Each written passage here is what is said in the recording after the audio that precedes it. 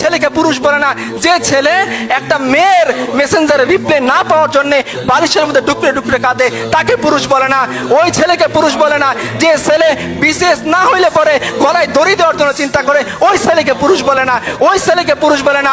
যে জওয়ানির মধ্যে জওয়ানি মিটানোর জন্য রাস্তা রাস্তায় দাঁড়িয়ে মেয়েদের সাথে ইফটিজিং করে ওকে পুরুষ বলে না। আর বেটা তুমি যদি পুরুষ হও 4টা বিয়ে করো, মজমাস্তি করো বউয়ের সাথে, কমতে লেখো বউয়ের সাথে, পারলে দায়িত্ব নাও, নিয়ে দেখাও তোমার পুরুষত্বের পরিচয় কতখানি। পারলে দিনের দায়িত্ব নাও, নিয়ে দেখাও তোমার পুরুষত্বের পরিচয় কতখানি। পারলে উম্মার দায়িত্ব নাও, খালিদ ওয়ালিদ হও, আমরা তোমার ইমামতি মেনে নিব, দেখি তোমার পুরুষত্বের দায়িত্ব কতখানি। আর যদি না হয় তাহলে তোমার এই পুরুষত্বের ব্যান পানি বন্ধ করো।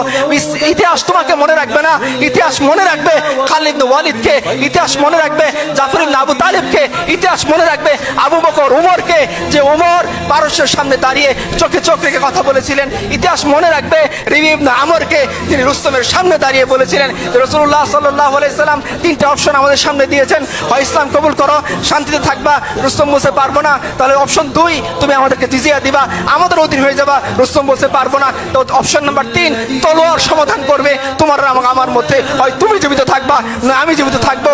যদি এরকম হয় দেখি কে জো বাইডেনের সামনে দাঁড়িয়ে এরকম সাহসিকতা মুক্তি করতে পারেন, তবেই আপনারা বললেন যে আপনাদের উম্মারা পুরুষ। আমরা আমাদের উম্মার কথা বলতেছি যারা জো বাইডেনের চেয়েও ক্ষমতাশীল।